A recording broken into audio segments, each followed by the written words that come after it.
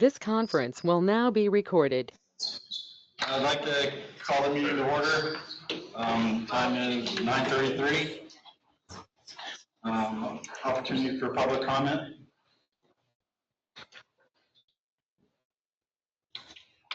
Any public comments? No comments. Next item. Action, need to approve the minutes for the May 14th, 2025 meeting. The meeting notes are in your packets. Does anybody have any questions?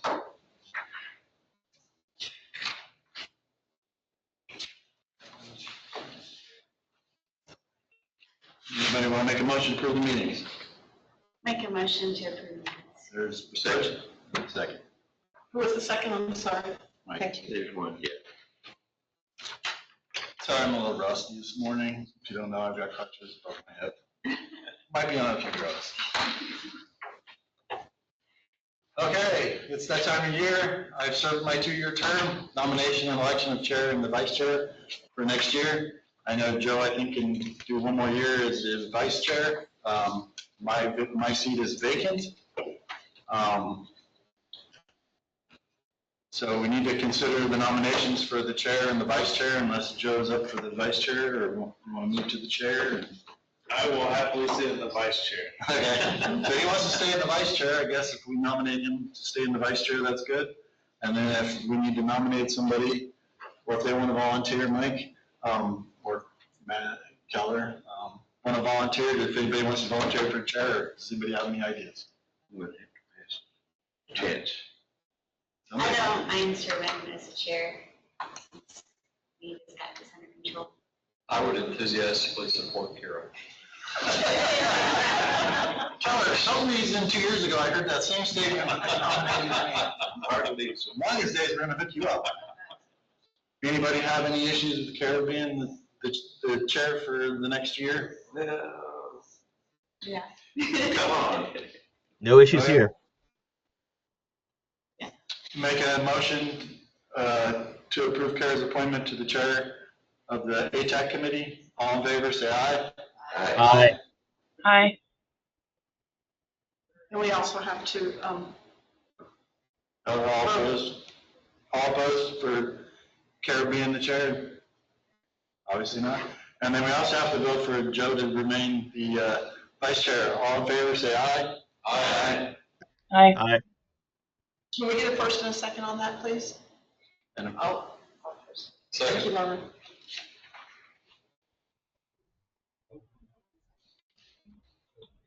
the motion is passed. We now have a new chair and a new vice chair. I can leave now. No, I'm just kidding. So that's good. Been trying to leave. 30 minutes. No, so that's a good appointment. I think we got the right people in the right positions, and we'll continue to carry on with what we've been doing. Next thing. We're just flying through this today. I must be on the roll. Agenda item number 4, the National Pedestrian Safety Month. Before 2024, KTMPO marked October as International Walk to School Month, but through SS4A, public engagements process, staff gained deeper understanding of pedestrian safety.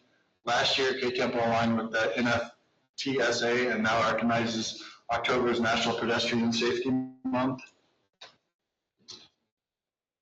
And pass it over to Anita. Thank you, Gary. Yep.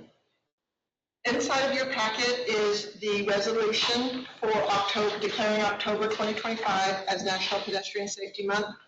The biggest change that we have here is adding in, updating the crashes, and this came out of CRIS data for our KTMPO region. There were 39 fatal crashes and 88 serious injury crashes from 2020 to 2023 for our pedestrians in our region. That's 127 people in our community that have suffered from an accident or a fatality in our region. And that just highlights the importance of pedestrian education.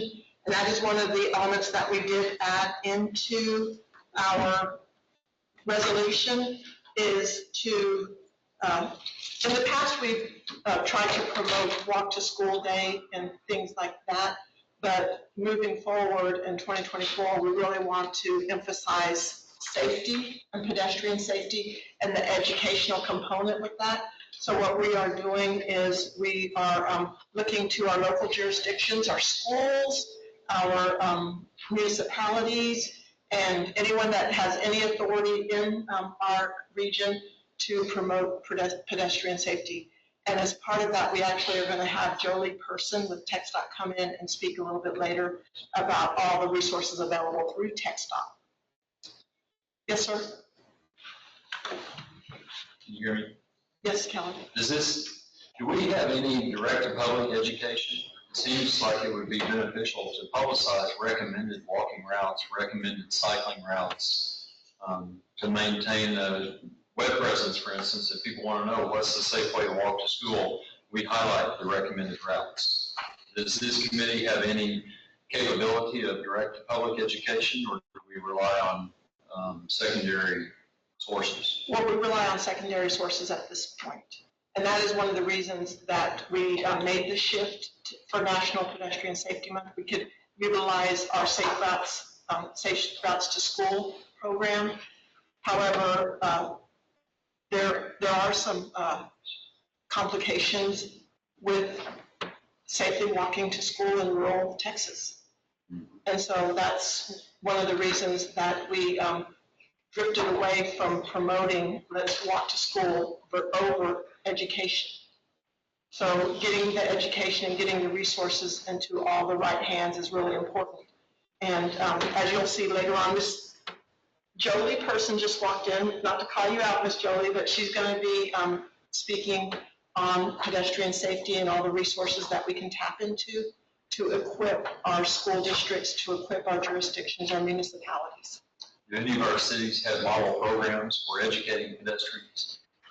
I do not have an answer to that. Is that something that you would like me to research, Keller? Because I can. If she doesn't know. Okay.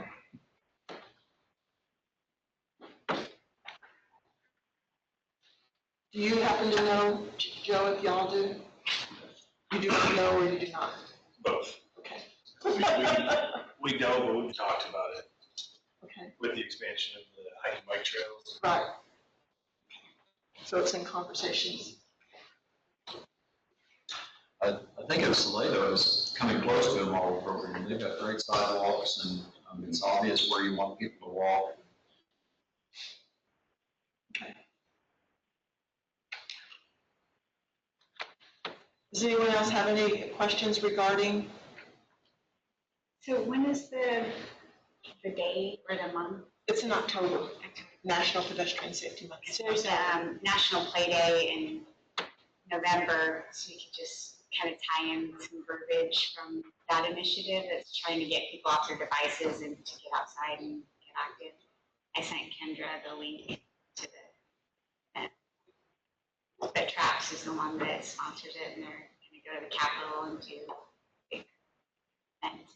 Who sponsors it? TRAPS, the Texas Recreation Parks Society.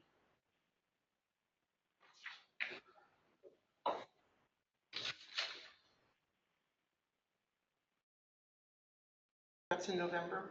Yeah, at a minimum, it'll let all the other park and rec officials know that that's an initiative that's going on. Okay. I can definitely highlight that in social media. And did you want me to add that into part of the resolution? That's my suggestion. is Okay. that it's at least mentioned and Okay, I can do that. That's kind of KTMPO planning anything? Public awareness. I think that's what Kelly was kind of asking. Public awareness for that month, and then what do you guys, what's KTMPO putting out? Well, it's going to be the resolution with the emphasis on education. And so with a lot of the work that KTMPO does is that we'll bring in representatives that have all the resources available, and it's really up to the jurisdictions that are involved to Getting the cities involved in. yeah, getting the cities involved, getting the school districts involved. And so I think that the starting point is providing everyone with the educational resources that they need to do something. Anybody else have any questions?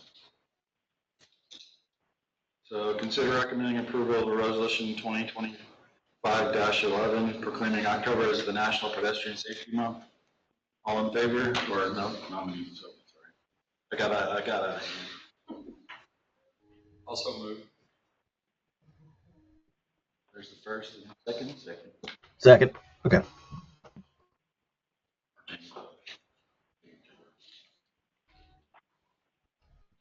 And that will be with the edit that Kara mentioned, adding in the Texas Rec Parks Society, Parks Play Day, National Play Day, adding that into it.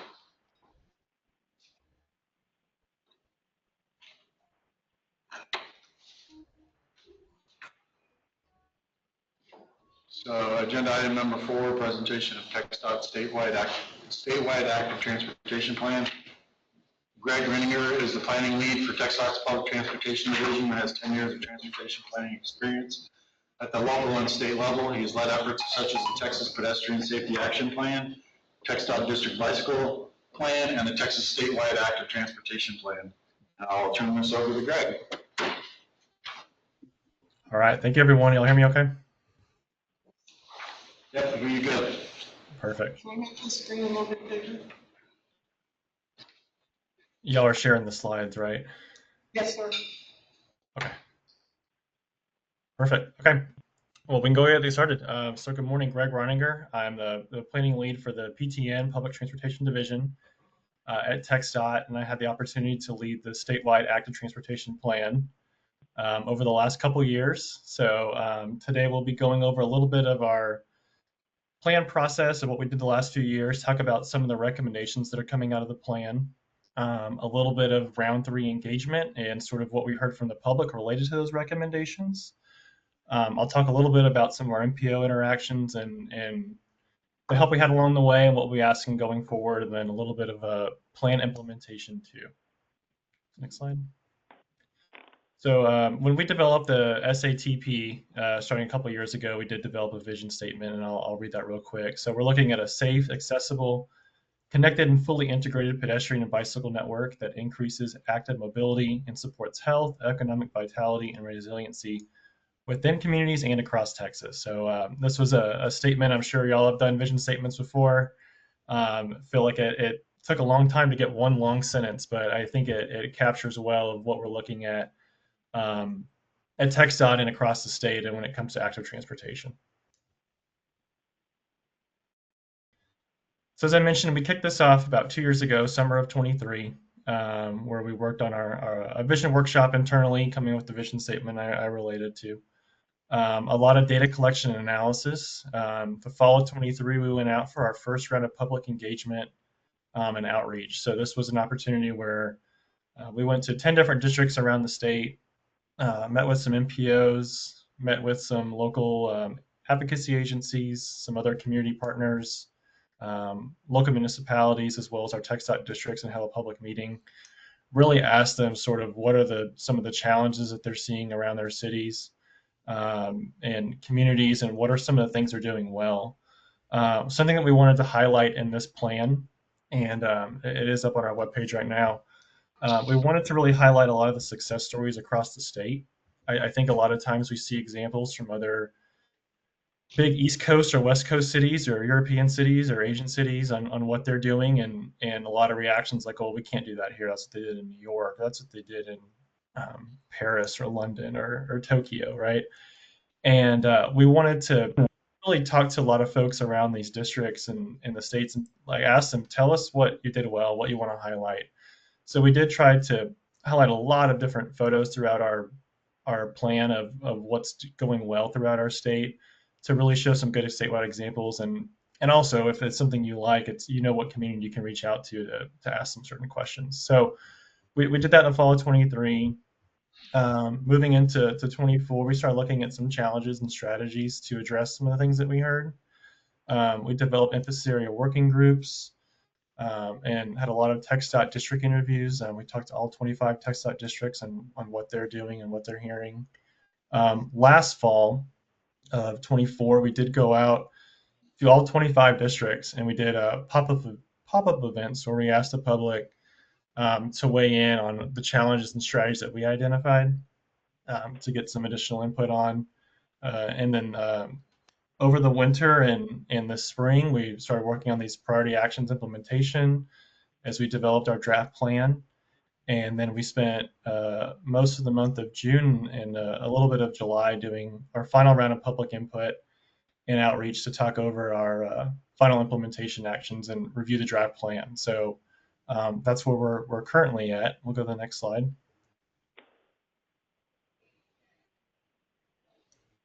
So some of the goals that were identified, and I won't read through all of these, and I think a lot of these are, for a group like y'all, make a lot of sense. Improving safety, right? We just heard a little bit about that. Comfort and accessibility as well. Ensuring that we're enhancing connectivity, that we really think through where these projects are going and how we're able to ensure that they have a connected network, not just the infrastructure, but also to other modes. Addressing community needs, really ensuring that we're talking to folks around the state. We're not just relying on data to help drive our decision making.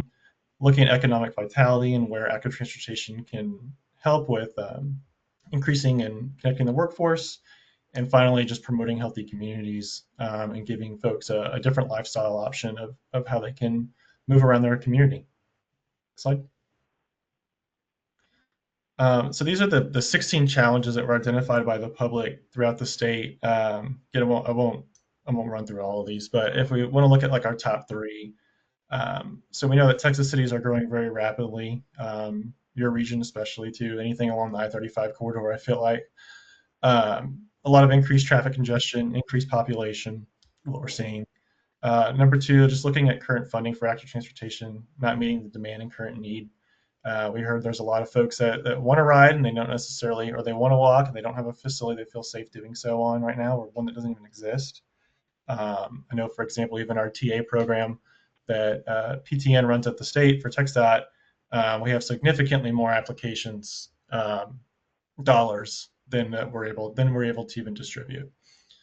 And then finally, a very important one for I think everyone in the community is looking at safety. So we know that pedestrian and bicyclists are disproportionately represented in roadway fatalities, and it's a challenge across the whole state and country as well.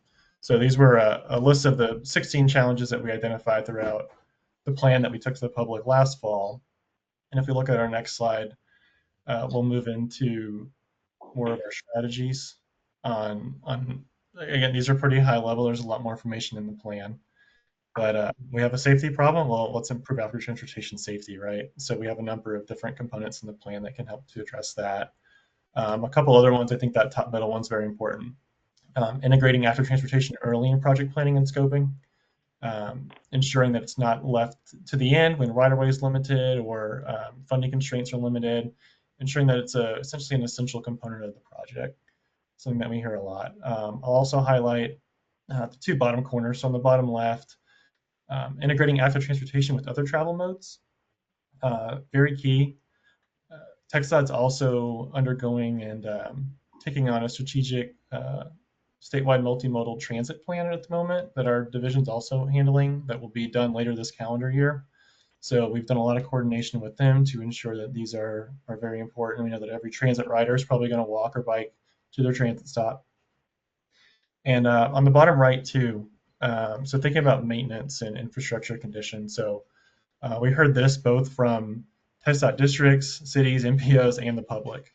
I think it's something that we all struggle with. We put in a facility and it looks great when it first opens, and then how do we maintain it? How do we ensure that someone in a wheelchair can still navigate a sidewalk even when it starts cracking? How can we ensure that a bicyclist can still use a bike lane even when debris starts accumulating in it and they're not having to ride in a travel lane? So it's not the most maybe flashy strategy, but we know that it's key to having a good system. So next slide. So as we developed the plan, we did develop 5 different priority actions that we hope to start implementing over the next 5 years. And these are ones that we asked the public to help weigh in on. So the 5 of these are looking at a priority investment network. So this is something that we'll be starting shortly, and we'll definitely have I feel like a lot of MPO engagement with for this. we're kind of scoping this out internally right now and what exactly this looks like, but we anticipate, if anyone's familiar with our bicycle tourism trail network, sort of our TxDOT has 80,000 miles or so of roadway, but we have 8,000 miles of a bicycle tourism trail network.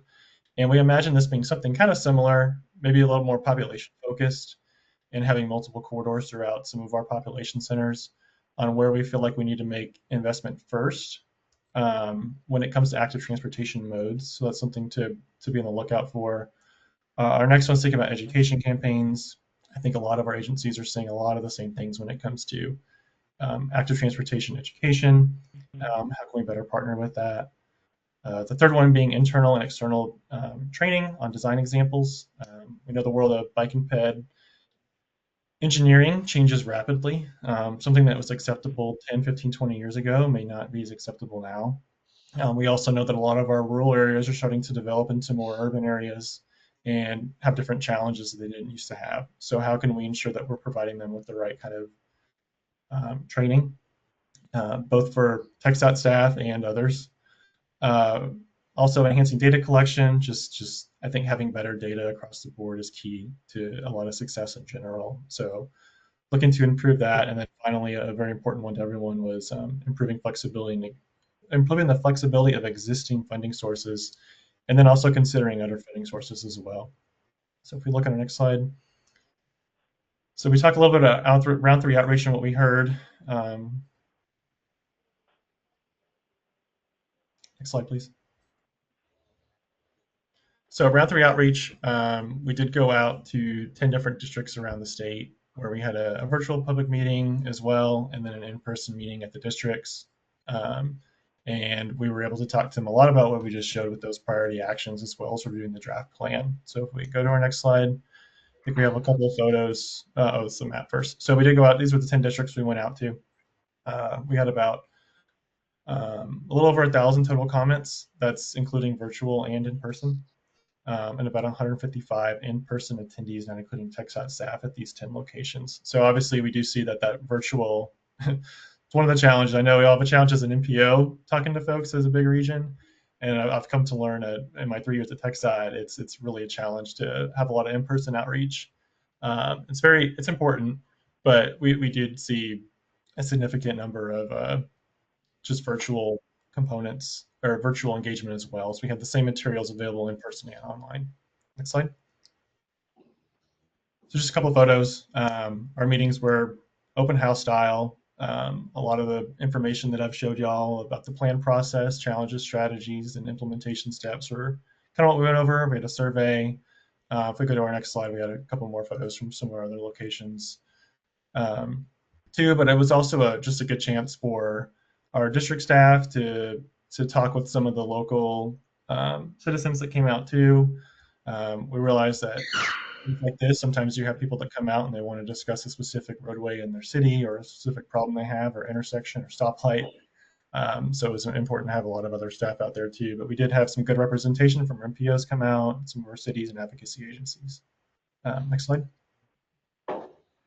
So this is what we heard based on our survey of where people ranked those 5 different actions that we had. So the flexibility in funding sources was ranked highest, followed by the investment in those critical corridors, as I mentioned, that priority investment network, followed by training, internal external design training, education campaigns, and then data collection. So while we feel like we are going to do all 5 of these in the next 5 years, it does help us to prioritize a little bit as to where we're moving.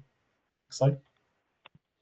We asked folks on how much they agree with the proposed steps. So we did see that almost 84% agreed or strongly agreed with the SATP's proposed priorities.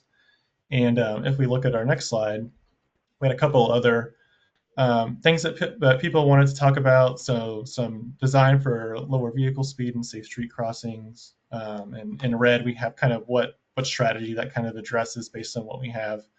But just safe access for all mobility users, consistent design standards across the state. We heard that from a lot of private sector people actually that were working on different projects around the state. Improved maintenance, dedicated funding, and then really addressing the target investments for the communities that need it the most. And next slide.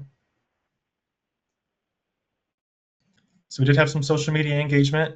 We had 3 statewide posts go out, but we also asked some of the districts to post as we were going out as well. So you can see here that the combined reach for these posts, we had a little over 26,000 views, a little over 300 interactions, and a little over 70 shares and reposts of these engagement slides. I did ask folks when they were at the meetings, I got to attend about 6 of those, how they heard about the meeting, and a lot of it was through social media. So we do feel like that's a really good way of just getting the word out. Next slide. So specific to some MPOs, so we did meet with the MPOs, the first round of engagement, the ones that we went to, the 10 or 11 districts or so. But about a year ago or so, we did have a specific MPO meeting that we wanted to talk to folks about where the plan was at, as well as going to some of the TemPO meetings that we host at the Stastny campus in Austin. But back on May 21st, we did have another MPO update where we had 2 meetings, same meeting, 2 different dates for folks to join in, where we had 18 of our MPOs jump in and be present for us to discuss really how do we accomplish this. We wanted to really have a good understanding as to what the roles are of our different agencies moving forward. We want to ensure that this is a plan for Texas, not just for TxDOT. TxDOT might be leading it. We want to provide information and input that helps the whole state progress. So talked a lot about our priority investment network and how we do anticipate a lot of the MPO asks going forward is just participating with us when it comes to priority investment network and developing that. So that'll be something to really be on the lookout for, I think, in the next few months. We'll absolutely be in touch. And then, as I mentioned, we had some emphasis area working groups of 6 different ones or so where we were able to share some information too and let them know how their input was being used. Next slide. So next steps, we're wrapping up real quick, just our timeline. As I mentioned, it's 2 years to get here. We made it to the end of summer 2025. We did present this at our BPAC back on July 25th, where the TxDOT BPAC did endorse the plan. So thinking about implementation steps, we are planning on moving forward with all 5 steps that I did mention, but I think the biggest one, or maybe the one that's going to take the most probably coordination throughout our MPOs and the public, is going to be that priority investment network. It's going to take a little bit of time for us to figure out how that's going to look and how it's going to work and essentially what it's going to mean. But that's something that we will be working with our MPOs, our districts, and the public around the state to get input on. So I would anticipate something as an MPO within the next few months of seeing an invite from us and some information. I think we plan on presenting at TemPO, which I think is a meeting in Laredo, but it's hybrid. I think that's in September. So kind of get that essentially kicked off informally with some information, a 10-minute presentation or so. But we do look forward to working with our NPOs and the districts and public moving forward with there. And I think that might be it. Is it the last slide? It might just be my contact information. Yeah. So it was a lot that happened in 2 years. To try to sum that up best I could. But I'm happy to take any questions. Go ahead, Lauren. So I saw on the different places that you got a lot of the information were all major cities.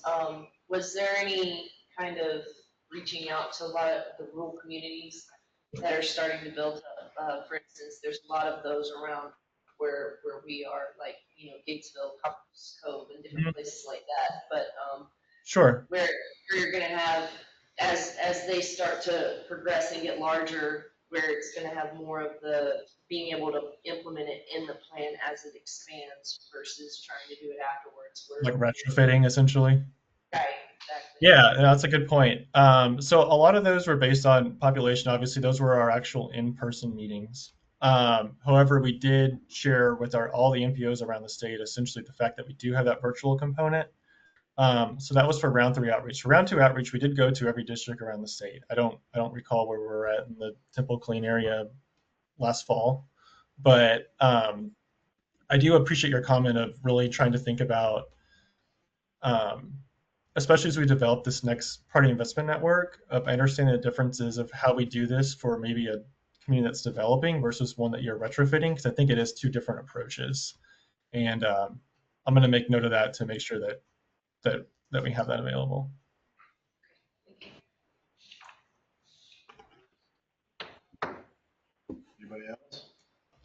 Greg, I do have a question. On the challenges, on the number 4 challenge, it was confusion on rules of the road. Do you have any in-depth information about that challenge specifically? Because it Yeah, seems that was like one it's that us. we definitely heard from the public more than from our cities and folks like that. I think that's really an education thing of drivers being unsure of.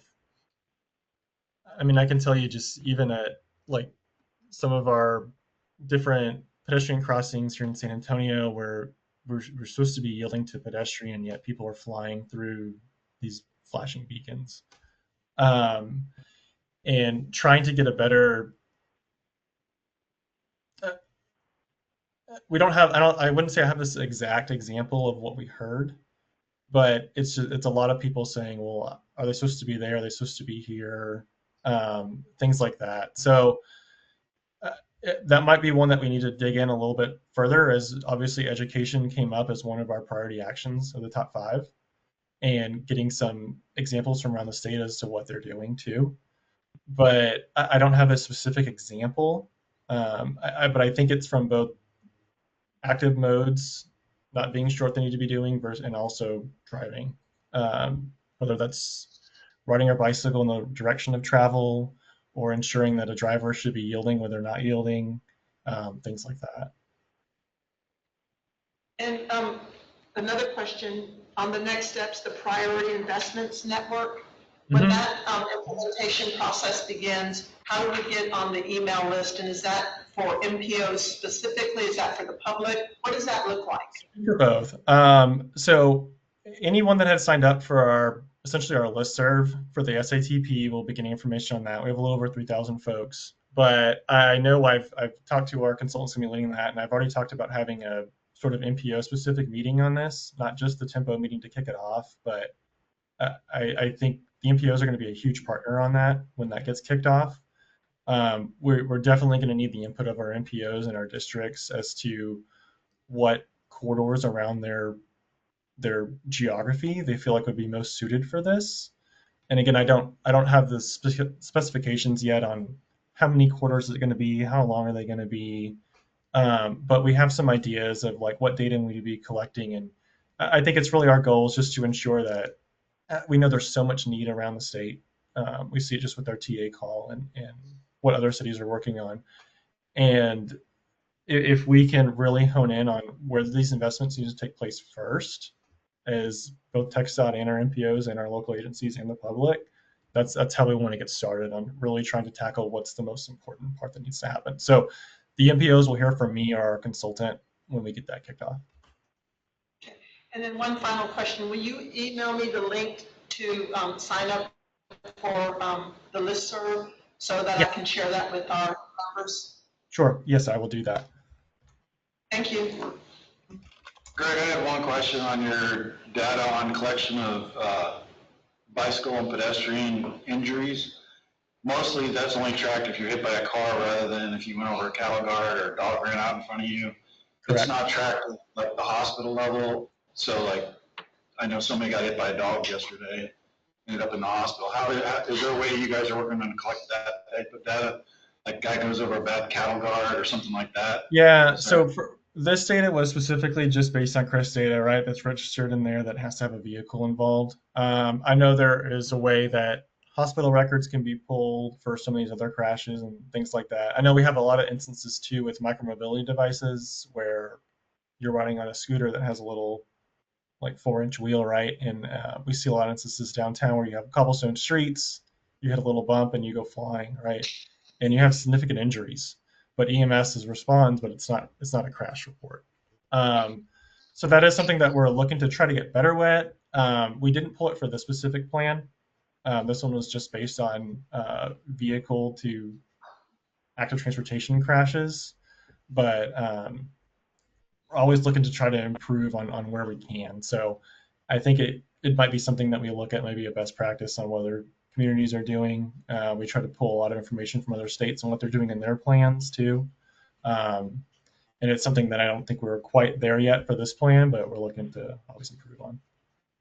I asked that because of the connectivity. We have a lot of paths that are 3 to 4 miles long. And this is just my personal opinion, that you go to a point and then to connect to the next point, you have to go through an issue, say you have to go down a busy street, you have to go across a busy street, and the connectivity issue. And it seems that everything's based on safety, fatality, injury rates, but, you know, I know, like we just talked about, you're not getting that from, yeah, the pedestrian fell over because the sidewalk was bad, or the scooter couldn't get across, and yeah, maybe the EMS was called, but there was no report on it, so there's no way to track whether it's a safety issue or to make that connection. No, I hear you. I know we did do an exercise in the plan where we had an interactive map where we allowed people to essentially put pins down on a map where they mark different like barriers or essentially challenges, right? Like, hey, I want to ride from here to here, but between here, there's no connection, or it's not a safe crossing, or the facilities are inadequate or non-existent. So we are trying to track some up with maybe like kind of both infrastructure data, but also just community input.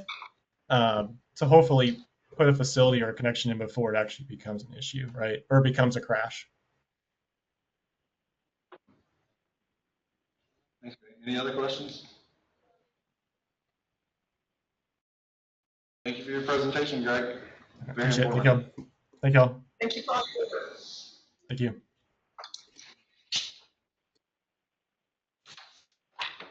Agenda item number 7, presentation on TxDOT's Be Safe, Drive Smart campaign. Julia Pearson is a traffic safety specialist and certified child passenger safety technician with the city of Waco. Come on up, Jolie. And I will pass it over to her. You need any assistance with anything, ma'am? Have a flash drive, or should I bring my laptop? No, you can bring a flash drive to Tay. He's right back here.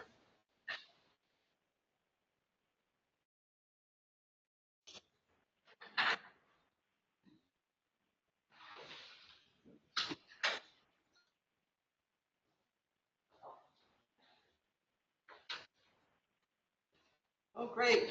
Should I stand here? You can stand wherever you like. You can stand down here, up there, wherever you want, wherever you feel most comfortable.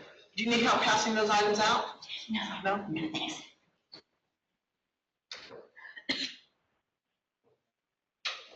Good morning, everyone. Morning. Good morning, Jolie. So as he's bringing up the presentation, I'll tell you a little bit about me and what I do at TxDOT. I'm Jolie Pearson. I'm the traffic safety specialist for the TxDOT Waco district, which includes 8 counties. And I have been with TxDOT about 10 years, and I started in the Childress district, which is way up north in the Panhandle, kind of at the corner of the southwest corner of Oklahoma, and then moved here to Waco 5 years ago, 6 years ago, or 3, I don't know. Pretty recent, several years ago, I moved to the Waco district. And so my position with TxDOT is anything related to traffic safety. So whenever we have campaigns starting up, we try to get the word out and get the resources out. And I have some resources that I brought for Anita for our back to school safety campaign that is starting up. So my role today is just to share a little bit about the resources that are available for our Pedestrian Safety Month, which is in October, and also talk about a little bit about what I do in the community. Do you want this, or would you like me to? Oh, I can do that. Well, we had to unplug the clicker thing. Oh, okay. And so you put those slashes up. Okay, I can do that too. Thank you, y'all. So it should go up by the mic. This is a little intimidating, being at the very front and elevated on this stand. So if you have any questions, please let me know. So the Pedestrian Safety Campaign, we have some wonderful resources that are available to our partners in the community. And I'm going to share a little bit about how you can use these resources with the work that you're doing. Now, what you see is a PowerPoint that is included in our toolkit. And we have toolkits that come out for every campaign. We have campaigns that come out multiple times a month throughout the year. And then the campaign toolkit that you're seeing in front of you, that's the one for last year, because the one for pedestrian safety hasn't come out yet. So you might see some older years, you might see some graphics and images that we used last year. So as soon as that toolkit comes out, I can share that with you all, so you'll be able to pull those materials. So every month at TxDOT, our district fatality review team reviews all of the fatalities that occur in the Waco district. And that is anything related to motor vehicle incidents. And pretty much every month what happens is we have at least one pedestrian fatality that occurred in one of the 8 counties in the Waco district. And so we have several people at the table who are with TxDOT. We have our engineers, we have our maintenance folks, and many of those folks are often our first responders. Sometimes they're the first ones out of the scene. Sometimes they arrive at the same time as our law enforcement. We also have law enforcement come out, and they will be able to present on that specific fatality. So something that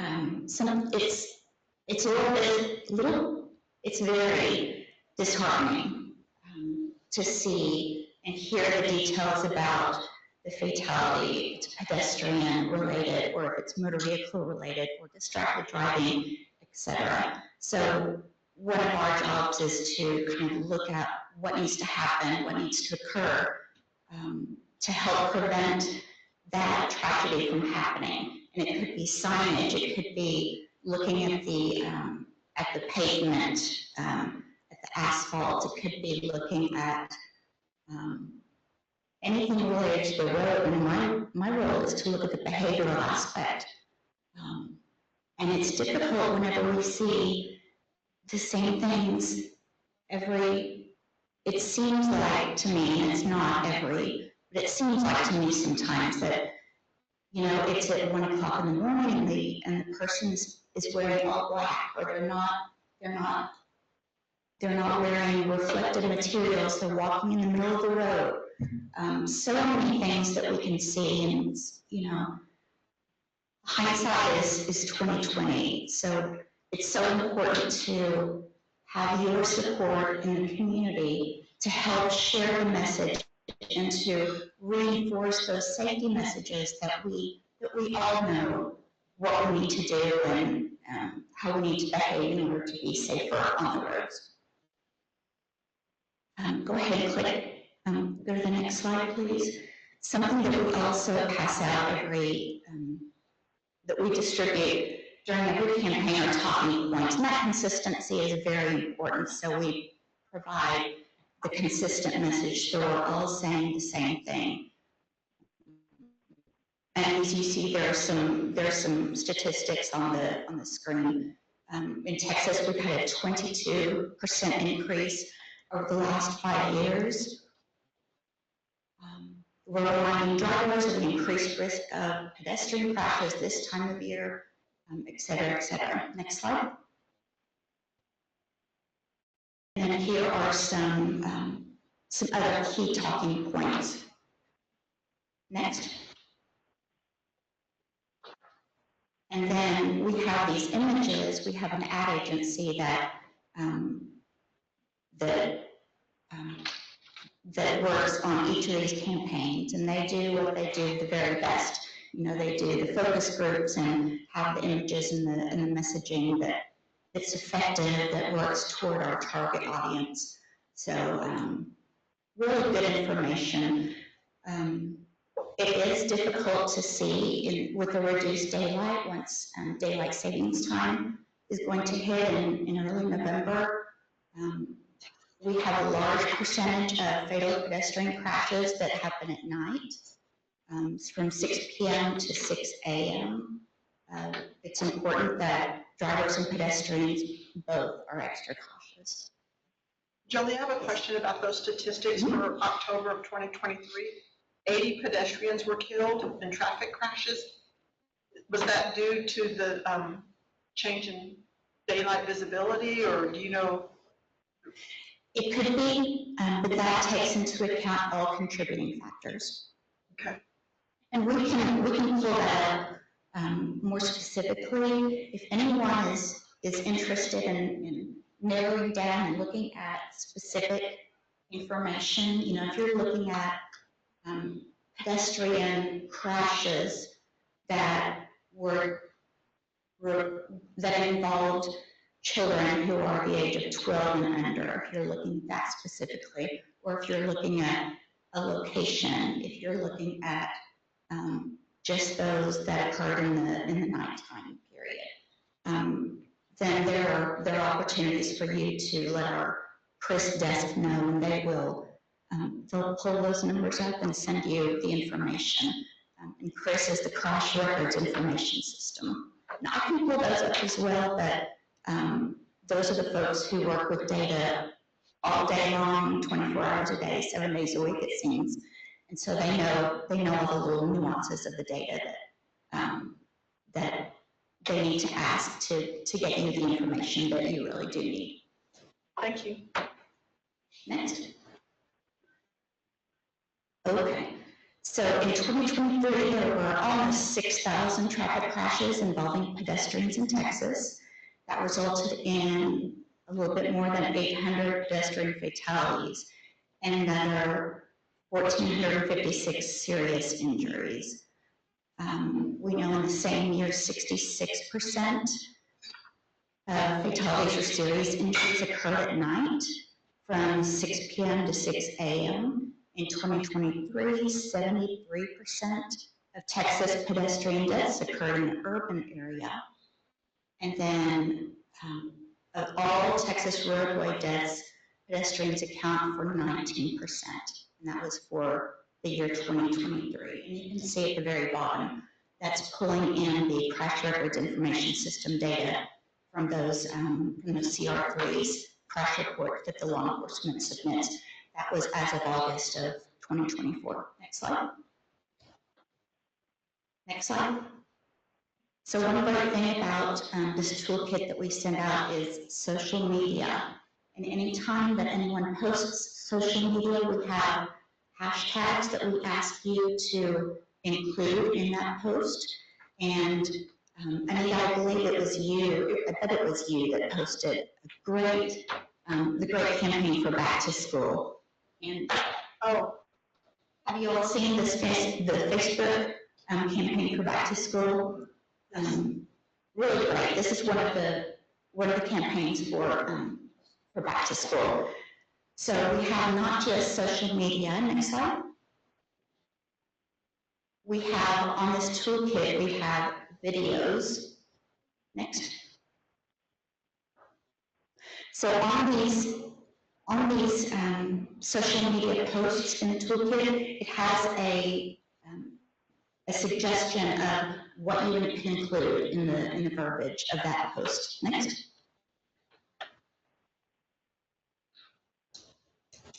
Next. So really very, very good, really very, very good resources. Next. Next.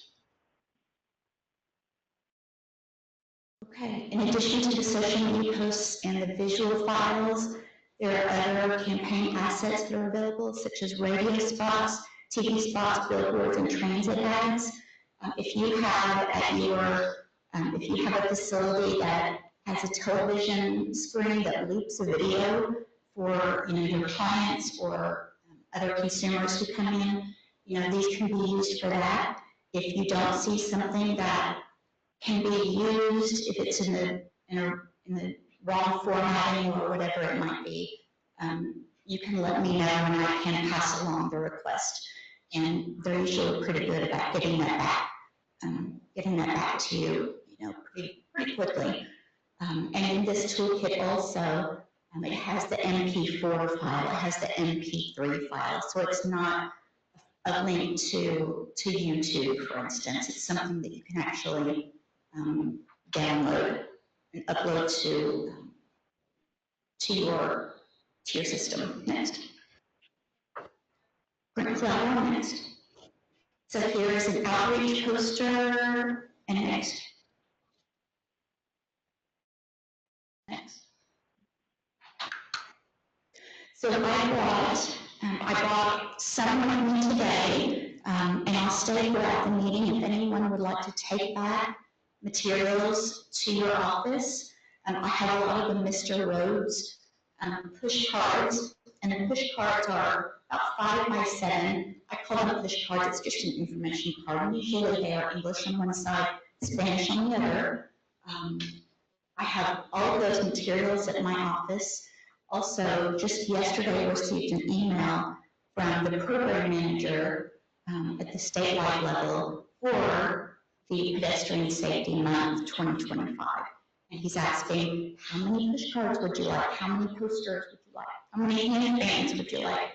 So what I'd like to do is, if I could share that with you, Anita, maybe an email that has what those items are, and then if you could send those out to the committee members, and all you need to do is let me know how many items you would like to have.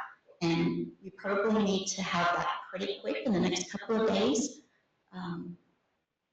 I can't remember what Michael's email said, if he needs the numbers in a week's time or in 3 days' time, but if you'll just take a look at that, if you'd like to send those out, distribute those at your workplace, or the school that you work with, or anything else like that.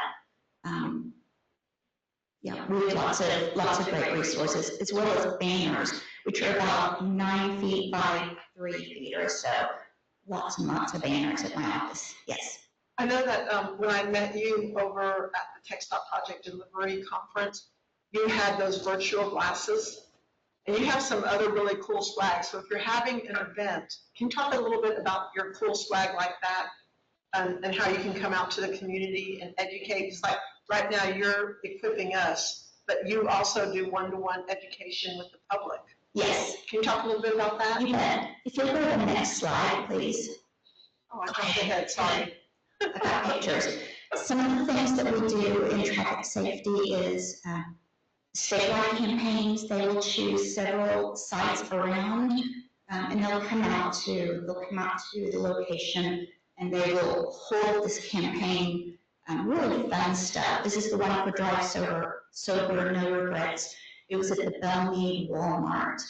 That was just one. We had the last one was in Hillsborough with the Buc-ee's, with the Operation Slow Down campaign for speeding. Next. This is our rollover convincer.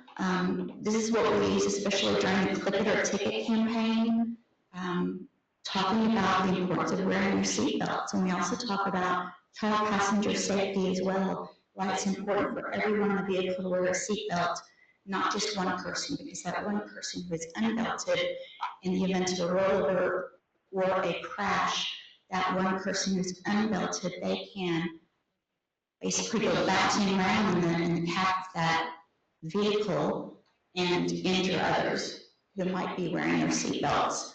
And this is a great demonstration. We have dummies that we put inside, and dummies are ejected out.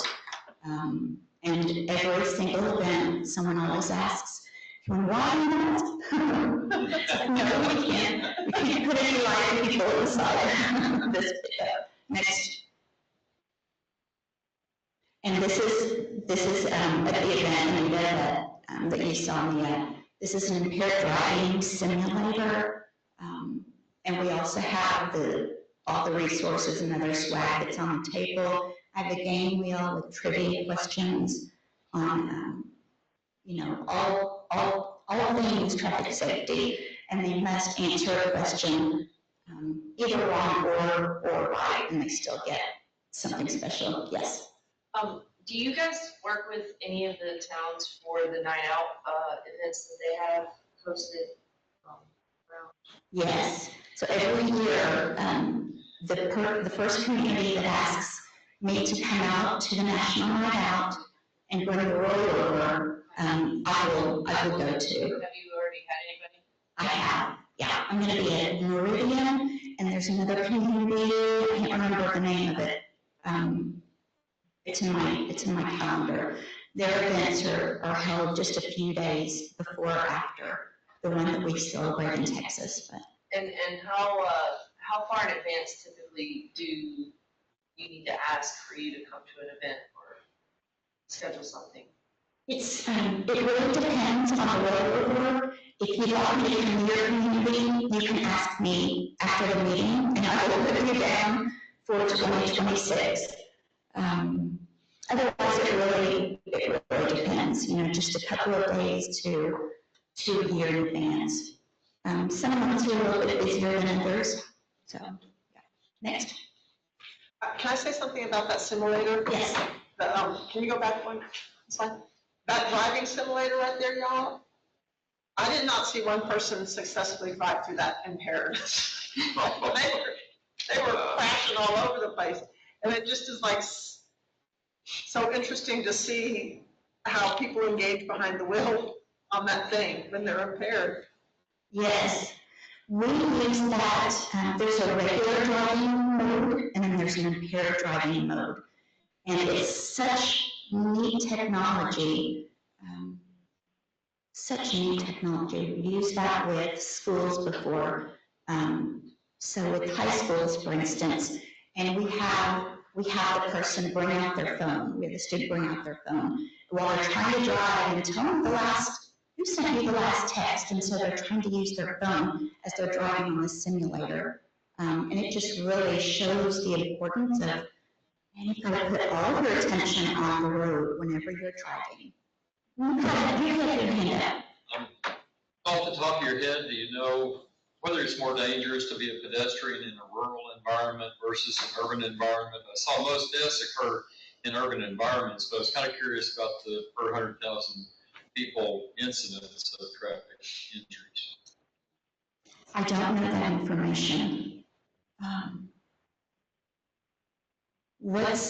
I'll see if I can find it. What's going through my head is speed. Speed has a big factor in the injuries that the pedestrian will have. So the faster a vehicle is driving, the chance that the injuries can be fatal to the pedestrian, that increases.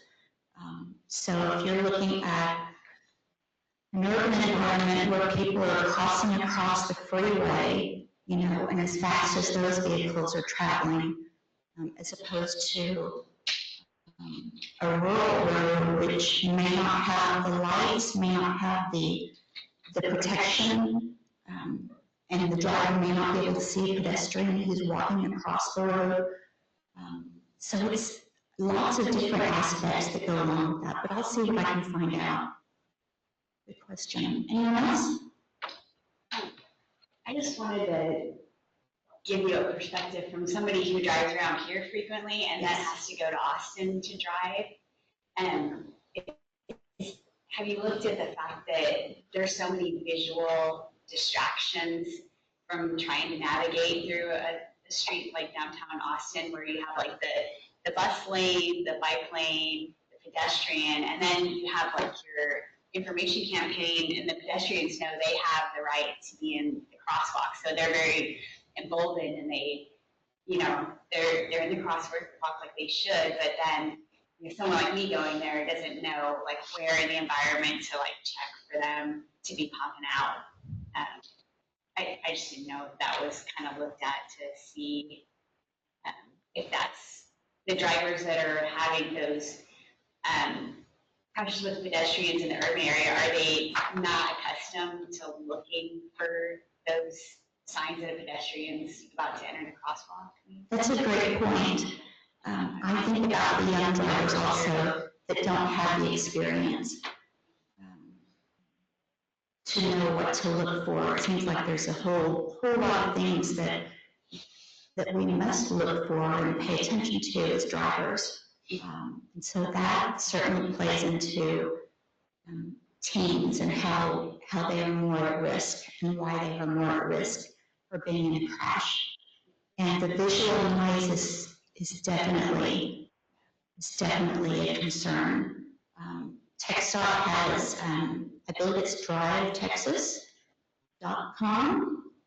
Is it .gov.org? .org. And that will help drivers to plan their route. You know, if there's construction that's happening, because that can be problematic at times too, whenever a driver is having to navigate their way to a location, and they want to be safe. They want to make sure that the work zone is safe for those workers. So I would suggest, you know, possibly using the Drive Texas website. But know before you go, you know, the GPS, that can be a distraction in the vehicle as well. It's a great option for us, but when your eyes are off the road looking at a GPS, then that can be a challenge, that can be a concern. So as much as you can to prepare yourself for that drive.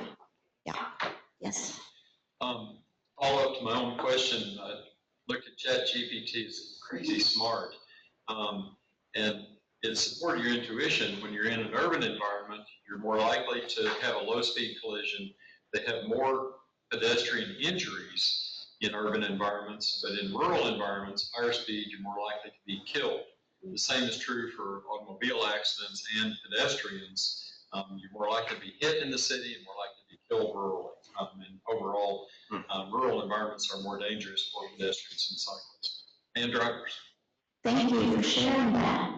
That makes me want to take a look at some research that's been done, because I certainly don't know enough about that than I should.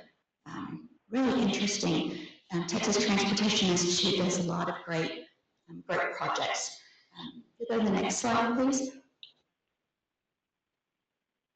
This is a project that we did with Gatesville Elementary School, where we had a poster contest with the third graders, and this is the young lady who designed the best graphic for distracted driving. And so we had a sign put up on the Gatesville campus there at the elementary school, just to remind drivers in the school pick up and drop off lines to be safer, to make good decisions. And that's something that we can do with schools, you know, across the district. Not every school, but certainly, yes. How would we get one of our schools into that program opportunity where they can have a contest? Just let me know. Okay. Let me know. One thing that we did was we pulled up the GIS data and we looked at the schools that had the most number of crashes. So we had hotspots, if you will, of around the district, and we contacted the schools based on those hotspots. And Gatesville was one that had a higher number of crashes related to distracted driving. Next. And next. I bet you all know what that place is. That's in Temple, isn't it? It's beautiful. And then this is one of our pedestrian safety activities. Go to the next slide. This pedestrian safety kit I can bring out. It's really fun. That was a school all in Bell County. I can't remember which community it was. But we brought these great tools out and then, you know, talked to the kids about, you know, when you come to a crosswalk, you need to look left, right, and left. You don't just walk through the crosswalk right away. You need to look for cars. You know, we had the sign, we have a big stop sign. And they just practiced walking along the course, and they were little rubber chickens, and they rubber chickens, you know, so they had to watch their step, but everyone wanted to step on the rubber chickens. So it was a lot of fun, yes. I was in England recently and learned there, they call these zebra crossings. And I like that nomenclature. Say that again? In England, these are zebra crossings because they have like my stripes. Oh, very good. I like that. I might start using that. I'm a kid back then, if you get your cross on the zebra crossing. And I think that was that's the last picture. And if you'll go to the next slide, that's my information. And then Michael is the statewide program manager. And you can just message me, and if I need to ask Michael, I'll go ahead and message him. But please do let me know if you have an event coming in that you're in your community, your workplace, if you have a health fair, employee wellness fair. You know, we've got lots of great tools that we can bring out. I've got the fatal vision goggles with the pedal cart that they have to do an obstacle course using the fatal vision goggles, or drug goggles is what a lot of people call it. Just a lot of great resources, a lot of different resources. We have some great curriculum as well. I don't know that this Safe Routes to School book is available for the public. I don't remember if it's online, but we've got lots of things that we can look and search for, because I know that talking to Anita, we had a great discussion about some of the communities that it may not be, some of the communities that may not have the sidewalks, you know, all the way from a child's home to school or wherever they might be going. So they need to walk on the street, or they need to walk on the grass. And it may be a little difficult or challenging to do a walking school bus, for instance, activity, which is really fun if you want to take a look at that. So, you know, let me know what your challenges are in the community, and I will help you in coming up with something that we can do to help. You know, together we always have great ideas. So, you know, I'm happy to help be on your think tank, so to speak. Yes, ma'am. Something that was brought up a while ago, and I'm curious of, do you guys have any kind of education that's starting to gear towards the electric scooters? Because, I mean, just recently I had some people posting on Facebook about some fatalities of young people because of those. Very good question. We do have a grant project out of TTI that works on, that's looking at those electric scooters and other types of electric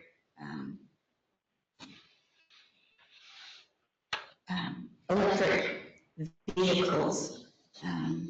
We don't have any resources, any print resources at this time, but as you mentioned, you know, we're seeing that more and more. So you might see something in the future, definitely. If you go back a few slides to all the different logos, there are some great resources that are available. For TxDOT, we have a main page which has information on traffic safety. We have also the TxDOT traffic safety campaigns, where you can go and you can look at all the campaigns, and you can go and pull down the print media. You can pull down the images and graphics and videos and radio ads. There's a traffic safety portal, which has data and statistics. There's a crash records information system, which also has statistics. I read that you all talked about AASHTO as well. We have access to AASHTO. There's a strategic highway safety plan that's very good. As a group has come together and decided what those strategies are and countermeasures that we're going to look at for the state of Texas. All different kinds of issues. The Federal Highway Administration is a great website. NHTSA as well. NHTSA has a website called Traffic Safety Marketing, which is gosh, it has amazing resources. Swiss cheese, press releases, if that makes any sense. You can personalize it for your community. They have the wonderful countermeasures that work. They also have the main page for road safety. And that countermeasures that work, that's an image of what the book looks like. And they come out with that every 2 years on different traffic safety issues. Texas A&M Transportation Institute at the very bottom, some great resources on their website, and right in the very middle is the Texas Pedestrian Safety Coalition, which I would encourage everyone to go on and pull that up and look at those resources. And they have coalition meetings regularly. I also have a coalition for traffic safety in the Waco district. So if you would be interested in me adding you to my distribution list, I send out information I'll send out weekly the crash numbers, the number of crashes and the number of fatalities that happen, not just statewide, but in the Waco district. And I'll send out information relating to trainings that are coming up, information regarding campaigns. So if you're interested in being on that distribution list, just send me a quick email and I will add you. And once I finish, I'm going to go out to my vehicle and I'm going to bring in some push cards and other materials for you all to take with you. So, yes, do you have a question? So, do you already have your distribution list for all the schools and principals and superintendents, or do they need to contact you? Are you automatically reaching out to our schools and entities, governments, things like that? It depends on what the program is that I'm working on. We have a mini grant program called Project Celebration. So I reach out to the superintendents and principals of high schools and just letting them know about the grant opportunity. Whenever the schools have a lock-in, usually after prom or after graduation, we'll offer them monies. During the year, there are a few things that they must do. They must engage in a couple of activities at the school, and they must hold a lock-in, throughout the night, and that keeps the kids off the street, away from people who might not be making good decisions. So, yes, they should let me know if they would like to be on that distribution list for anything traffic safety related. Anyone else? Jolie, will I be able to get a copy of this PowerPoint? Can we save that? Can you save that PowerPoint for us? Thank you. Thank you. Thank you all so much. You all do wonderful things. I know that you do. So thank you for what you do in your communities. Thank you, Jolie. Thank you.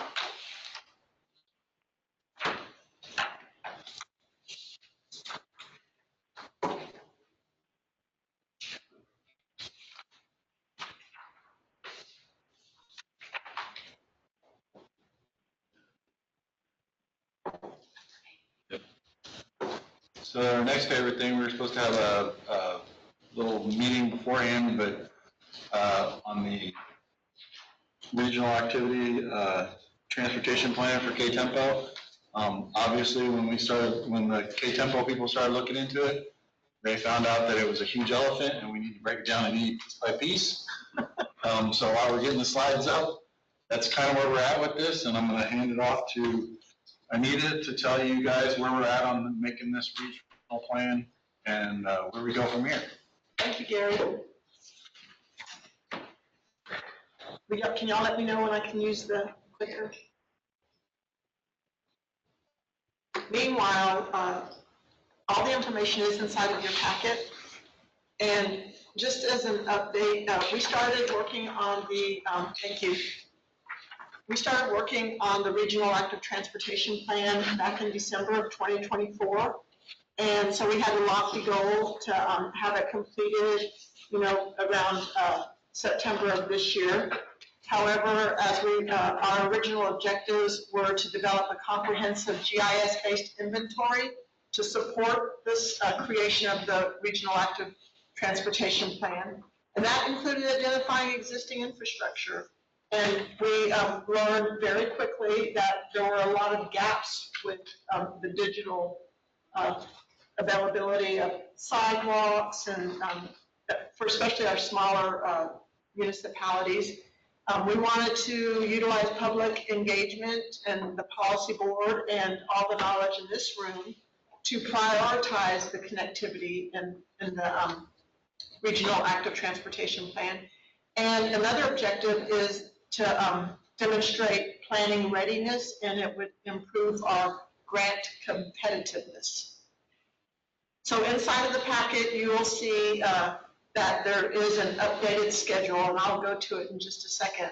But one of the reasons that I did have to update the schedule is because in the original creation, it was an unrealistic timeline given all the amount of work that we had. We had GIS limitations, and then when we started doing the public engagement piece, and I had another amendment that was running parallel to this particular public engagement. I tried to combine the one survey and two plans, and then trying to extrapolate the data for those separate plans was very challenging.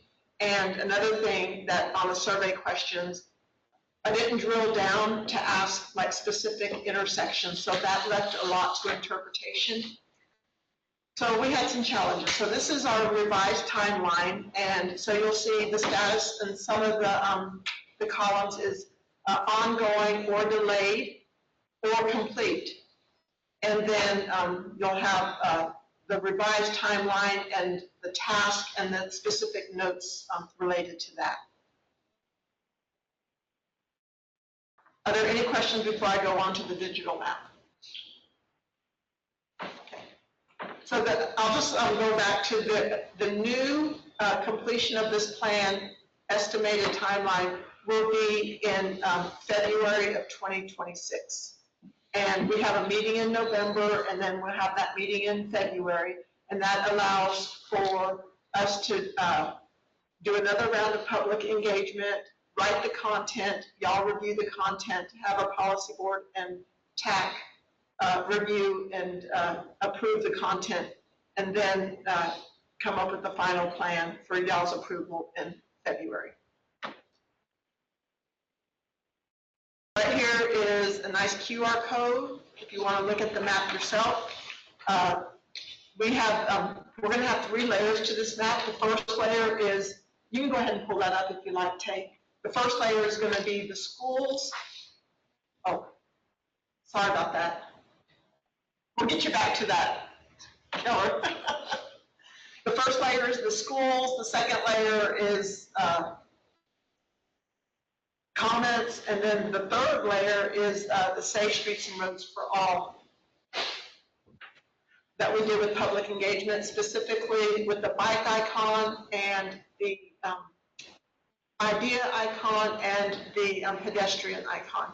So if you want to drill down and show a little bit of what's happening with this map, Tay, and I want to give Tay a shout out because, you know, he would start working on the map, we would look at it, and then I would go, oh, can you do this? Can you update this? So it was a lot of like back and forth, and so the things that I was requesting required him to go and do a little bit more research on how to pull that off. So shout out to him for really stepping up and doing all that and coming up with this digital map. You want to take it away, Tay? Give an example. So, a big part of the process that Anita talked about was kind of digitizing comments because the way they were kind of asked left a lot open for interpretation. So to plot the June and July comments, what I did is I read through them. And a lot of them had a lot of multiple different points kind of around the region of concerns they were addressing. So I would read the concerns, we listed out some goals, they're listed there, and I would read their comments and match it to the goal as best as possible. And then for comments that had multiple different concerns, I left the comment together because it felt right to kind of mess with it myself, so I kept all the comment together. So there will be multiple points with the same comment, but it's to reflect, oh, hey, on this road, we had a problem before. There were also some comments where they were just talking about general safety, like they'd say, in Killeen, I I don't like how there's not sidewalks on the roads in general. So for those, if it was a safety concern, I would say it's the NGL one is supposed to be no location on my part. But yeah, so that's how we kind of did it. We had to read the comments. And then the other comments, the little, like all the things like that, those are comments taken from previous public comment period for the Main Street law. And we just added those. Those are on the map. Do you mind drilling down a little bit and showing us what that one of those look like, please? Yeah, like here, I'll do one next to it. Over here. School, click on it, it'll show you all the school's information, district, phone number, things like that. What town is that in, that school? This one's in. Okay. Here's a comment from our public comment period this last July. You can see it has goals where they person who made the comment with that. The question they were asked, how they did. Do you mind reading that through, because we can't read it from here? Yeah. I appreciate that. Like for example, there's a question here. Area, street, park, signs, and route where you'd like to see improvements. This person put a very specific road, so that was the comment down. They said FM 2410 by Indian Trail. And there's more questions in here. They were answered about different ways to travel. Also, if they select yes or no to this question, knows that they have this safety, so matching with that safety pretty easy. And those are the comments we got this year. The comments from the previous public comment period. Those put them in here. Tells you how they categorize this. So this person put safe there. Comment was it needs crosswalk. Data points, and then you can select them on the map. You can see the sidewalks. You can select the trails. I'll show you. We'll tell you the name of the trail. Just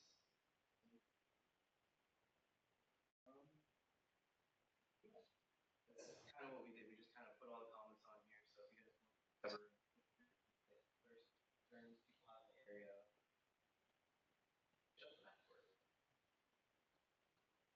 And that link is included. Can you go back to the QR code in case someone wants to pull that up and look at it? Yes.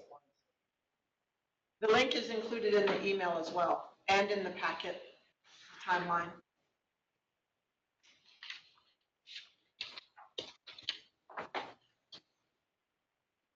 Does anyone online have any questions about the digital map or about the regional active transportation plan?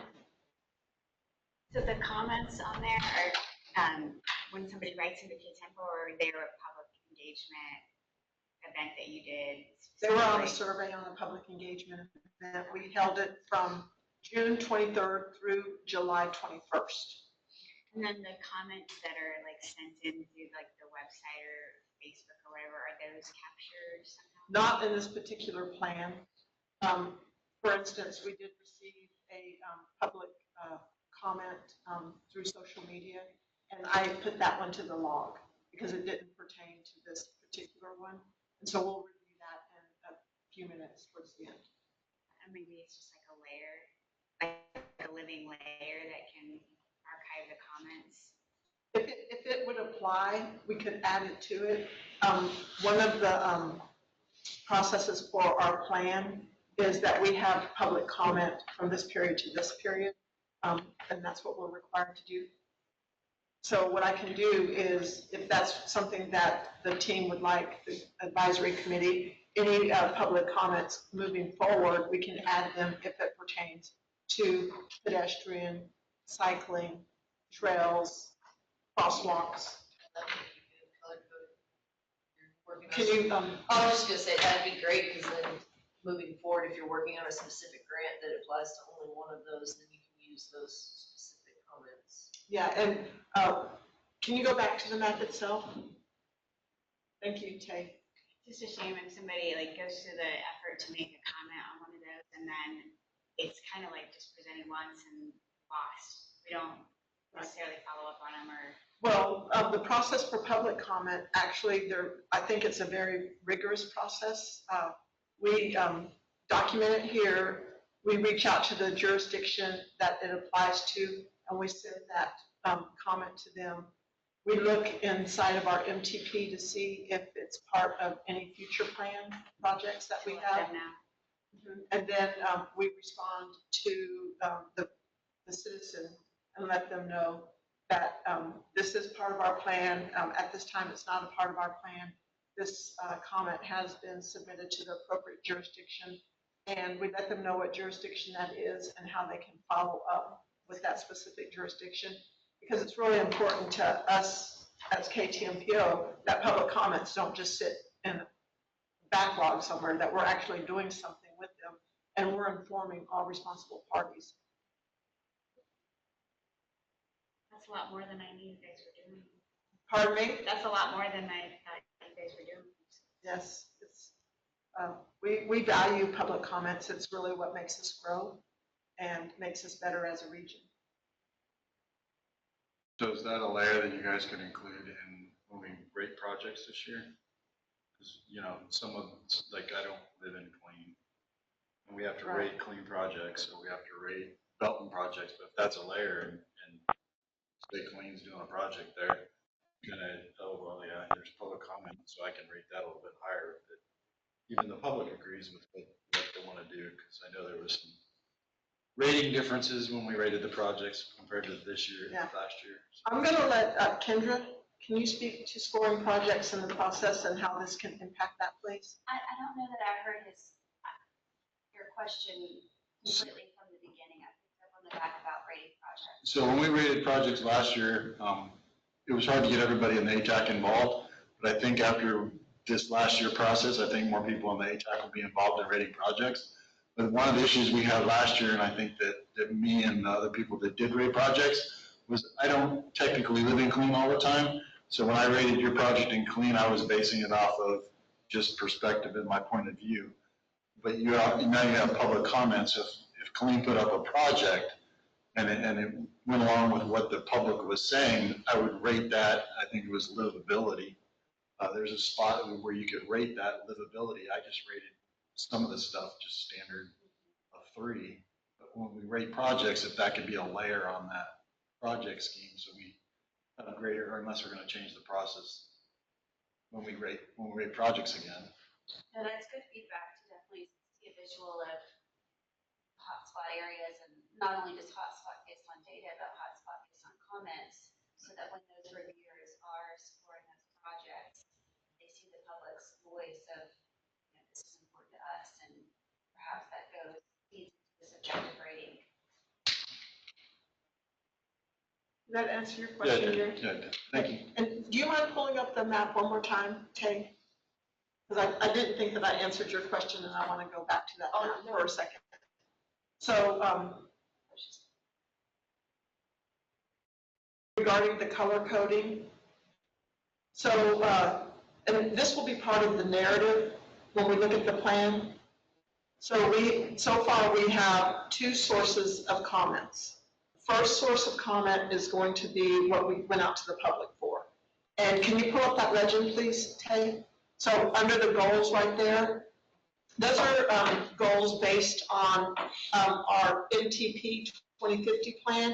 And then I also went ahead and I cross-referenced what is happening with TxDOT and their statewide active transportation plan, because I thought it was really important that our goals automatically align with what they're doing, because it does make us project ready when grant opportunities come along. So we've got those color-coded, those dots, and that's what Tay was talking about. He had a lot of subjectivity in trying to figure out what the individual was saying. So he aligned the little bitty dots. If you can zoom in so that people can maybe see those dots. We had 70 responses here. So There are 70 responses, but 89 individual points, 89 comments. and they're all color-coded based on those goals there. So if you go and look at that map on your phone, you'll see it. The second layer is when we did our Safe Streets and Roads for All campaign. And that was, I think, from 23 to 24, maybe, ending at that time. And there was a map similar to this, and people could look on it and say, I feel safe walking here, I don't feel safe walking here. And so, and they have that for the bikes as well. So that's the second layer that's on here. So if you see a bike or a pedestrian or the idea, we kept all the ideas on there because it's really important to have ideas, not just problems. So the idea didn't matter if it was related to a vehicle or a pedestrian bridge or anything like that. We kept all the ideas. You want to share what that one idea that you just clicked on is, Tay? Yeah, this is just a random one I clicked on, and it's saying Walmart by Bodog Road has a narrow road, semis going to Walmart, cause congestion, and then it has the comment was made by a person.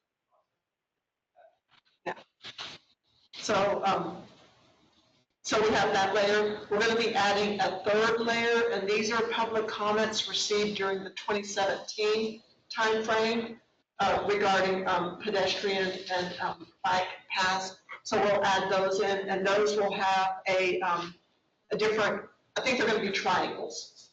So that each layer we can see, okay, this was from this period, this was from this period, and this, and that way it's historical. When we look back and we're looking at the legend and we're looking at the map, we can sort of have an idea of where these comments came from. Does that answer your question? That's great. Any questions online?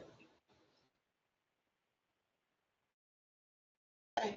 So now the real work begins, the writing. Thank you, Tay. No problem.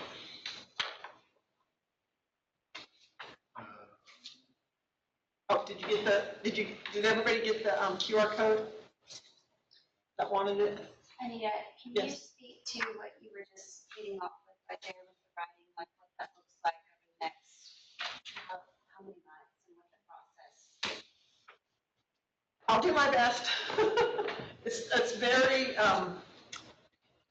it's very tentative right now. We're gonna, work on the content, the chapters, the specific chapters, and then begin really, we've already done the research. I don't know if y'all remember last year, the team did research on what our other active transportation plans across our nation, what were the best practices. We'll go back to those and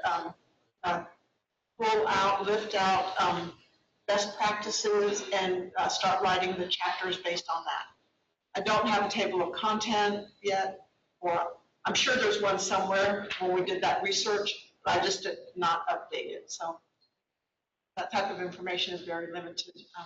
It's written down somewhere, Kendra. So in like November, should the committee be ready to review chapters or maybe in the spring or? No, I would say that by November, they should be ready to review chapters. I think the digital aspect of what we have in the infrastructure was the hardest part.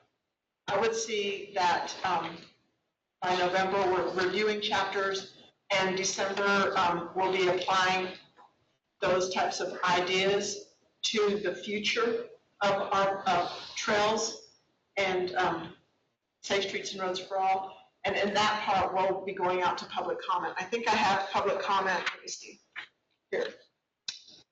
Final public comment begins on 12/15/2025 and extends through January 12th of 2026. And I extended it to account for the holiday time.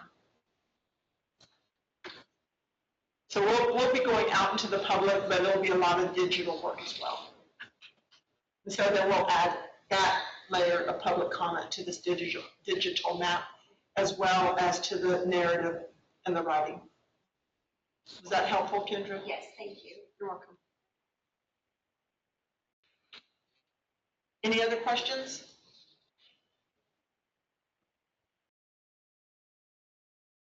I'll just leave it into Anita's hands for agenda item number 9. for Thank you. Public Thanks, comments. Gary. So public comments, in your packet are a list of all the public comments. We did include the public comments from the amendment that we had in the early summer, as well as the public comments related to this specific after transportation plan. And the public comment that I would like to highlight, there was this idea, and it was actually a great idea, and I was going to have the video up there, but I'm going to send y'all the link to the video inside the email. It's actually, the comment says, it's referring to the 4DWN experience, and it's a pro skater and TV personality experience. And he goes out and he uses education and a lot of skateboarding activities to promote pedestrian safety, safety overall. And so this individual thought it would be great to get a bit to make use of. So I would like to see if y'all are interested in maybe having this BAM gentleman come and present to us at one of our future meetings to see how we could get him integrated into our community for skateboards. Yes. I'll, how do you say it? It's not a motion, it's just not a motion, no. But if y'all are interested, yeah. I think that'd be really cool. Okay, are you interested in it as well? Oh, yes. Okay. All right, so I'll reach out to him and I'll include that video. I think that Ashlyn, she looked at the video. Did I miss anything on that video, Ashlyn? I don't think so. I think they also raised money and bought shoes for people, for like kids and stuff. Yeah. And helmets. Donated them, yeah. Helmets. Yeah. It was a great little video, so we'll work on that. And then this is our public comments by the numbers. And so for this this calendar year, we have 108. I really want to give Ashlyn a shout out. I had a graph, but she leveled up the graph. Really leveled it up, and she's got some skill there. So you can see all of our public comments. 108 so far. In July, we had, we have them broken down by public comments in general, like the example that I received over social media. That's one. The amendments, and in July, we had 0 for the amendments because the amendment ended. We counted all those for June. That was 40, and then the plan. I can't read that number, but I think there's 30 something there. So it was a combination for a total of 108. And then public comments by jurisdiction. Karis, to your point, this is how we connect those comments to the proper jurisdiction. If it's for an amendment, it's going to be the whole region. And generally those go into a public engagement summary for the amendment, and it's presented at TAC and Policy Board, and they are made aware of all those. If it's an individual comment like the one that we received, I present it to whatever the appropriate committee is, and then we'll move forward with it. And then another thing that we do with the public comments is that we organize them by topic to see, what is the interest, how are people commenting. So the big purple one, that is our 2-in-1 survey. That I took the amendment and I took our plan and I made one survey because they were running side by side, and so that was a little bit, the reasoning behind it was difficult to extrapolate the analysis, extrapolate the data to come up with the analysis. We've got safety, that's a huge issue, and let's see, I can't really see the colors, but public transit, amendments, ideas, road highway projects. Safety continues to be something that everybody comments on pretty regularly. Do we have any questions about the public comments? Did that answer you or give you a little bit more insight to how it works? Staff update. This is a webinar through Trail Nation. That's not a webinar, it's actually a conference through Trail Nation. It's October 27th through the 29th in Cleveland, Ohio. The link is in your packet if you're interested in going. One of the things I can tell you also about Trail Nation, well, actually, it's the Rails to Trails Conservancy. They have a webinar that's really rich in trail development. One of the things, they give out free webinars regularly. However, their library requires you to be a member. So if anyone becomes a member, let me know. I want to come to your house and watch a video. Our upcoming board meetings on September the 3rd, we'll have the Technical Advisory Committee meeting and the Transportation Planning Policy Board meeting. At both of those meetings, we'll do an update to our Regional Active Transportation Plan. We'll share the digital map and where we're at with that. We'll also put in our request for approval for the Pedestrian Safety Month for October, and with the recommendations that Kara made, and put those. And then also in September, we will have that added to the SITCOG Executive Committee. And this is our air quality. Callie, would you like to report on this, please? Yeah, so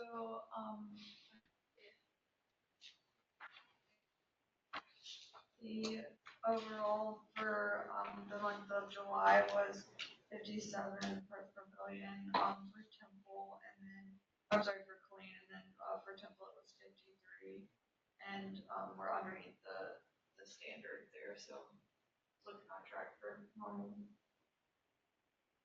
Thank you.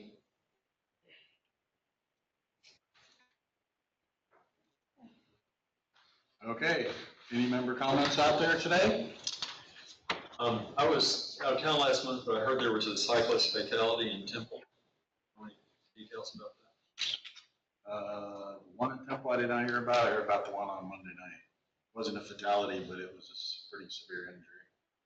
I believe, I haven't heard everything about it, but a dog ran out in front of the road. And that's why I asked about how do we account for this stuff. Dog ran out on the road, broken femur, broken hip, broken clavicle. He's currently over at Scott and White. He had surgery yesterday and everything seems good. The fatality I did not hear about. Anybody else hear about it? Jolie, did you hear about a fatality by any chance? That's what I'm looking at now.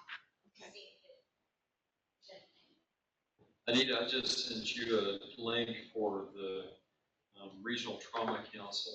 Okay. You might want to contact them and see if they can supplement TxDOT data, because they are the ones that would have data about non-vehicular crashes, like one Geary just mentioned. Any other comments? I wanted to talk about something that's happening, but, okay. So Hayes Ranch is a 4,500 acre ranch on Knoxdale Road behind Texas A&M, Central Texas. And it's been entrusted to the state since 1950, but currently it's in danger of a bank sale, so it could go private. Currently people enjoy horseback riding there, but there is a youth camp, there's mountain biking, there's running events that happen there frequently. And so it would be a great loss to our region to have this undergo a private sale with an undetermined future. So there's a cowboy gathering, and I have some flyers here you're welcome to take with you. Between the 29th and 31st, if you've never been out there, you'll learn more about it. They're going to have concerts out there and cowboy kitchen kind of deals.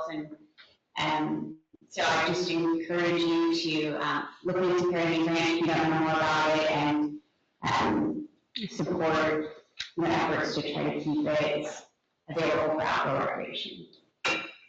What's the relationship to Texas Parks and Wildlife? I thought that was a Texas Parks property at one point. It was Texas Parks from 2008 to 2013. They subleased it from TJJD. And there's a couple of reasons why they had to end the lease. Doesn't mean that the future for it can be a state park. It's ideally situated or suited for it because the infrastructure's there. It's pretty turnkey. That is one possible option that they're pushing. And I thought Texas Parks was trying to acquire more parkland. Absolutely. particularly in Central Texas, are they at the table I interested? would encourage you to make comments wherever you can to your representatives and Texas Parks and Wildlife commissioners and let them know that this is an important asset to the city and this region. She came out and talked earlier this year, I believe, from the Prairie Indians. Yeah. I think it was last year, but. Yeah, there wasn't a threat at that point, and we just the trust was transferred to Cadence Bank to manage, and they've decided the best interest is to sell it. So. No, I agree, because she opened up not only to horses, but she opened up to the cycling community and also hiking community, so it was actually a big deal, so. Yeah. Definitely. The flyers are here. And, oh yeah, definitely. Is that available on social media as well? mm-hmm. It's at savephr.org. Okay. I'll take the last comment, my last day here. I'd like to thank Anita, the staff, everybody else that's been here. It's been a blast. I'll still come, I'll still support Kara and the crew. And hopefully we can get this active transportation plan done and complete. That was a goal I know of Jason and I took over, and then now it's going to be in Kara's hands. And then my last shout out is to a guy named Levi and Sam from the EMS unit who scooped my butt off the ground. Sounds like They don't get a lot of praise, so if we can put that in a public thing, Levi and Sam from EMS 8 picked me up, took me to the hospital. Great group of people. They always get complaints, but they never get praise. So. Anything else? Meeting's adjourned. 11:18.